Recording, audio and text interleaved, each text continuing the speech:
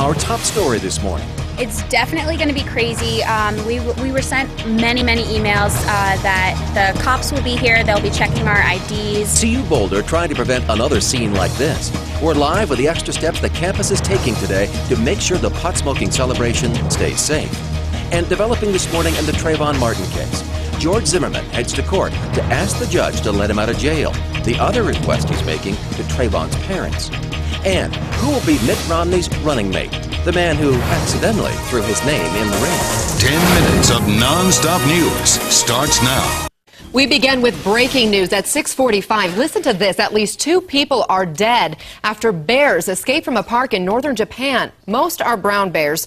Right now, they don't even know how many are on the loose, but some 38 bears live in that park. Emergency crews couldn't even go into the area for hours because of the danger. Hunters have shot and killed 6 bears so far, and crews recovered the bodies of 2 female park workers. And developing this morning, a celebration on the CU Boulder campus that's making headlines really across the country. This is in support of marijuana and medical marijuana patients. The university is concerned about safety, especially if this celebration gets out of hand. They're expecting tens of thousands. Bertha Lind is on campus this morning, and Bertha, supporters of this annual event had hoped more people could join in today. Well, they're going to be disappointed. I would say that the people who show up today will either need gas masks or a really strong constitution. I can confirm for you that they are using fish fertilizer in the Norland Library quadrangle, and it will make you gag. I'm talking now with Bronson Hilliard, who is the CU Boulder spokesperson. Bronson, really, fish fertilizer, was that necessary? Fish fertilizer is something we apply every year to enrich the campus grounds. We just decided to coincide this year with 420. Why is it so important to restrict access to this quadrangle today? I've been up there, I've tweeted pictures of how it's numbered and gridded and showing also that the first fish fertilizer is being applied. Why is it so important to keep people out? 10 to 12,000 people in this nerve center of our campus makes it impossible for our faculty to teach, for our students to go to class, and for the regular business of the university to go on. It's just simply become a crowd that's too big and too unmanageable, and we're trying to get it to be smaller or go away. And when will you know if you have been successful with these efforts? Some of those numbers you were talking about, those grids that you see up there, are to help us gauge the size of the crowd and also to help us look in there and see if anything bad is happening, like people getting injured or sick or passing out.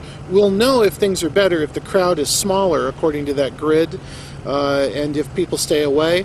If we can reduce that crowd and get a lot of our students to go to the concert later with Wycliffe Jean, if we can get a much smaller group in here this year, that'll be a big victory. Well, I'm getting the wrap. How long does this odor last? About 36 hours, and it'll start to dissipate. Thank you so much, Bronson Hilliard with the university. I'm Bertha Lind reporting live on the CU Boulder campus. Back to the studio. Thank you, Bertha, for that update. 6:48 now, and on top of those activities today in Boulder, there's also going to be a 2-day rally at Denver's Civic Center Park.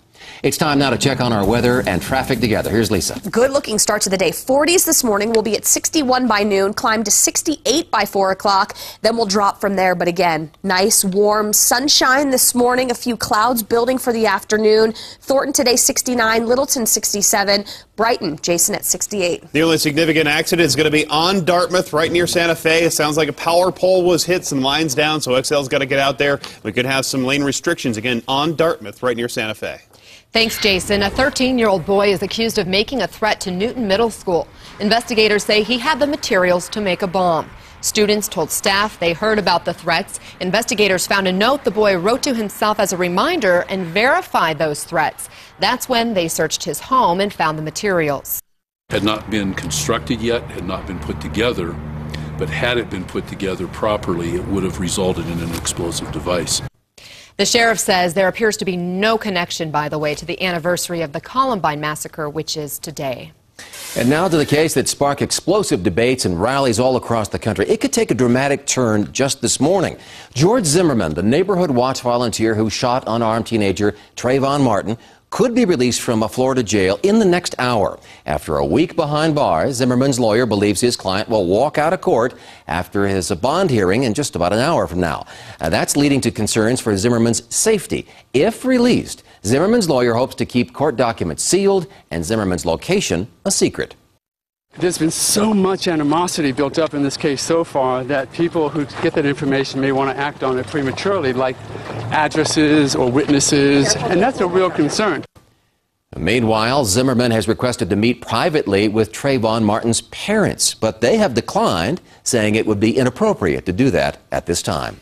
The search continues in North Carolina for a missing Fort Bragg soldier. Police are talking with those who last saw Kelly Bordeaux alive, including a registered sex offender who says he drove her home. Now, Nicholas Holbert used to live in a house near this pond where divers have been searching for evidence. Holbert says authorities were at that pond because of something they found.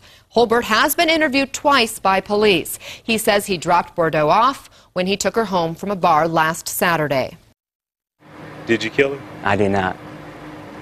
Did you have anything to do with her disappearance? I have nothing to do with it. I picked her up and took her home that night. That's it.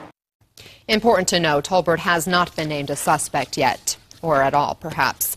The military is investigating after his wife of a Fort Carson soldier found out her husband died through Facebook. Staff Sergeant Christopher Brown died earlier this month by an insurgent bomb in Afghanistan. His wife read about the death from another soldier in his platoon. She says she talked to Brown on Skype just hours earlier. The names of soldiers killed in action are not supposed to be released until the Department of Defense informs the family. A scare in the air over New York City. Have you seen this story? A Delta flight makes an emergency landing after a possible bird strike. And Delta 10623 has had an engine failure on the right engine, declaring an emergency due to a bird strike. The captain cool and calm there. In video, this is shot by a passenger. You can see kind of a flock of birds go past the window. Passengers say that's when they heard kind of a thump, a grinding sound, and then they could smell smoke. Well, the plane landed safely, but not after stirring up some nerves. Delta Flight 1063, dude, that was the scariest thing I have ever done in my life. Well, fortunately, 757s like the one that made that emergency landing are designed to fly on just one engine. In fact, they can even take off with just one functioning engine. Back locally now, an entire subdivision of abandoned homes has neighbors concerned about safety and their property values. Houses in the Stonehouse Farms neighborhood north of DIA are dilapidated. Covered in graffiti, you can see they're totally gutted in some cases. DIA owns the land and 44 homes which have been vacant since 2007. The neighborhood is now used for law enforcement training with no set plan for the future. Neighbors say the homes have fallen apart, attracting thieves, vandals, and lowering property values. We have homes here that are for sale on this road, and nobody wants to purchase homes next to an area that's trashed. A DIA spokeswoman says the airport is in the process of taking bids for asbestos removal in that neighborhood, and officials are exploring options, including turning the area into a wind farm, agricultural land, or perhaps a more developed police training facility, but still no timeline for their decision. The Republican-controlled House passes a tax break for small businesses. It would give a 20% tax deduction to employees with employers that have 500 or fewer workers, so some smaller business there. A move that Republicans say is important for job creation, also important for economic growth. But critics say it's just election year politics because it will almost certainly get killed in the Democratic-controlled Senate. In Your Voice, Your Vote, Florida Senator Marco Rubio has said over and over he is not interested in being Mitt Romney's running mate. But a comment he made yesterday has some people wondering what's really on his mind. Listen to this. 3, 4, 5, 6, 7 years from now, if I do a good job as vice president, I'm sorry. You guys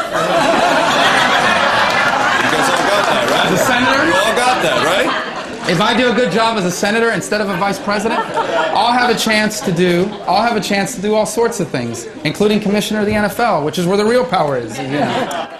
Well, he covered that pretty well. Again, though, Rubio says he is not interested in being a VP. CNN did a poll on potential running mates for Mitt Romney, and former Secretary of State Condoleezza Rice was the first choice by far.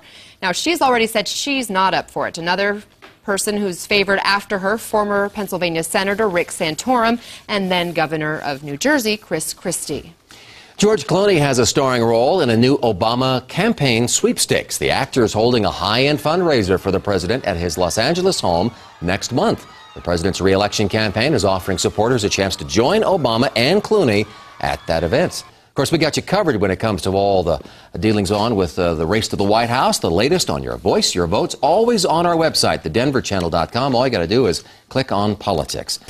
Lisa, we mentioned Clooney. Can you breathe? Nope, can't breathe. I thought it was the baby, but it was Clooney. No. Okay. Any excuse to put him in the show, right? And we've got him in. Winter Park right now, you can see some of the cloud cover lingering this morning after yesterday's showers. The mountains saw a little bit of snow, and there is a slim chance that we could see a little bit more through the afternoon. Denver right now, mostly sunny. Skies are clearing nicely. Temperatures are in the upper 30s, low 40s. Littleton 41, Fort Collins 36, Brighton right now 38. So we got just a touch cooler with that sunrise. Boulder right now 41. It's about 15 to 20 degrees warmer by noon. Mostly sunny skies through the lunchtime hour.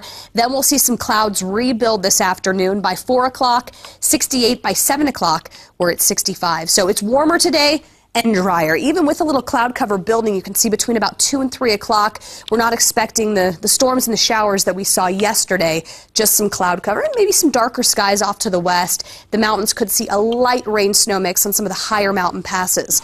We'll clear out tonight by early Saturday morning. Sunshine and some warm air. Today it's upper 60s, Brighton 68, Boulder 65, Parker this afternoon 64, 60s to the east, 50s to the west. Western Slope's going to be a little bit warmer though. Grand Junction today 73. Look at the weekend. Saturday mid 70s, Sunday almost 80 degrees. So we get even warmer, and even into early next week, you're going to see some pretty comparable numbers. Let me speed you along, get you that 7-day forecast. By Monday, Jason, 80, Tuesday, 82. One significant accident with some power lines down that's on Dartmouth, right near Santa Fe, and so that's obviously going to be a hazard. On the map, I'll show you exactly where we're talking about here in that southwest part of the city. So it's going to be just north of 285, right in about this area where we have that problem. We're going to have a lot of weekend work, including on E470, just about the toll plaza over to Parker Road. We're going to have some pretty big delays. They're going to be doing a big lane shift there. We're going to have some ramps closed here at Colfax and I-25 over the weekend. You'll see that there in the ticker. And you're also going to have a lot of work up on Highway 34 on the westbound side, just on the other side of I-25, and that forced some of the work at the railroad tracks. Otherwise, a good drive up there. CDOT camera shows us good driving conditions in the mountains, although we do have a rollover crash right near the Frisco area and still chain loss over Loveland Pass. Ooh, we do have a little rollover. Okay. Yep. All right, thank you, Jason. And thanks so much for joining us on this Friday. Enjoy your weekend. Yes, enjoy that sunshine today. And stay tuned for Good Morning America. Oh, I was hoping for a Clooney shot to end the show. No. That'll have to do. You've got enough.